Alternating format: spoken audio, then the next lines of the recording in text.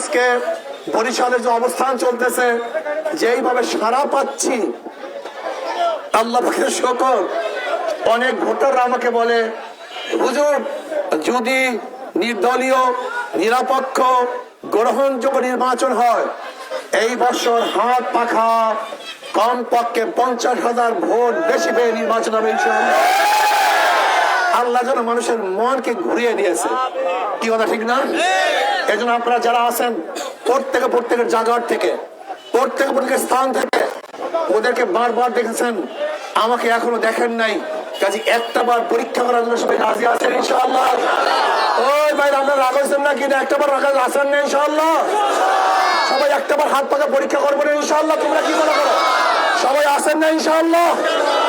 যারা যারা আছি সবাই দুই হাত নারায় তাকবীর। এই মার্কা কি আছে? গরিব দুঃখীর মার্কা আছে, মুসলিম হিন্দুদের মার্কা আছে, শান্তির মার্কা আছে, বংশের মার্কা, সবাই মার্কা।